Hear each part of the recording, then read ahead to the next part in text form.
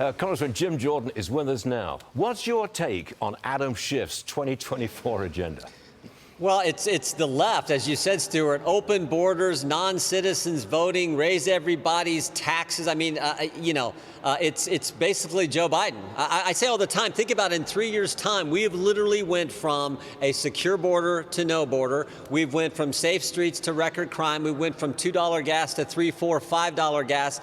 And maybe most importantly, we went from stable prices to record inflation under the left's policies. And I haven't even got into foreign policy where, the weakness projected from the Oval Office has led to all kinds of terrible things, namely Hamas and Hezbollah attacking our dearest and best friend, the state of Israel. So that's just more, that's where the left is, whether they're running for Senate, whether they're running for president. I think we're in agreement on this one, Jim, so I'm going to move on. Hunter will sit for a closed-door deposition February the 28th. What's the first question you want answered by him? Who'd you call on December 4th? You're in Dubai. The heads of this Burisma, this Ukrainian energy company that you sat on the board of, said, we're under pressure. We need help relieving the pressure we're under from the prosecutor in Ukraine. When we talked to Devin Archer, he said he called his dad. Then he said he called D.C. I want to know who he talked to. Did you talk to Vice President Biden? Who else in D.C. did you talk to? Because what happened just a few days after? Joe Biden went to Ukraine, conditioned the release of American tax dollars on firing the prosecutor who was applying the pressure to Burisma, the company that Hunter Biden sat on the board of. So that, I think, is a critical question. Then there's some other obvious ones, like who's the big guy? We all know who it is, but I want to have Hunter Biden confirm that. All right, who's the big? What was the brand that you were selling? Your partner Devin Archer said the brand was access to Joe Biden. Is that what you think? Is that the brand? Is that what you were selling? So I think there's some just fundamental basic questions that we want to get out, and then there'll be a lot of others as well. If it's a closed-door hearing, and it is, what's the advantage of that from your point of view? Well, you get a whole hour. Our chief counsel on the committee will get a whole hour of questioning.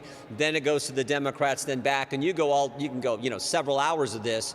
That's where you can really get into things versus the 5 minutes that happens typically in a congressional hearing, member by member. So you always do depositions first, and we have them, I think, now in the proper sequence. We had Kevin Morris yesterday, the guy who bought a bunch of Hunter Biden's art, who's paid for a bunch of his tax bills and other bills.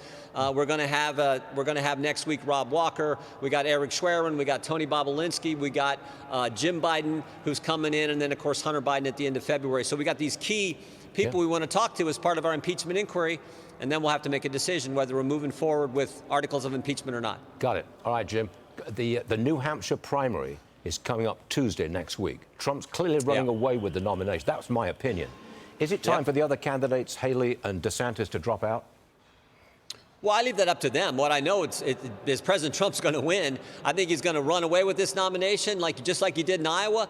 I think he's going to be, more importantly, our next president, which is what we really need. Back to the policies where you had someone in the Oval Office who actually did what he told the American people he was going to do and made life better for families across this great country. So that's what I hope happens if they stay in for a few more states. I mean, that's up to them, but I don't think it matters. President Trump's going to win. He's going to be our nominee, and I think he's going to be our next president. One thing that's been striking us is the extraordinary contrast between the President Biden, whose cognitive ability seems to be declining on a daily basis and who has absolutely no energy, and Donald Trump, who's racing around the country from courtroom to caucuses to primaries, and the man doesn't lose a step. I mean, that's a hell of a contrast.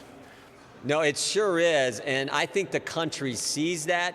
They know the energy President Trump has. More importantly, they know he's fighting for them. He has a great line he uses in almost every speech he gives. And he says, they're coming after me because I'm fighting for you. And actually out in Iowa, he changed it a little bit. I thought it was even better.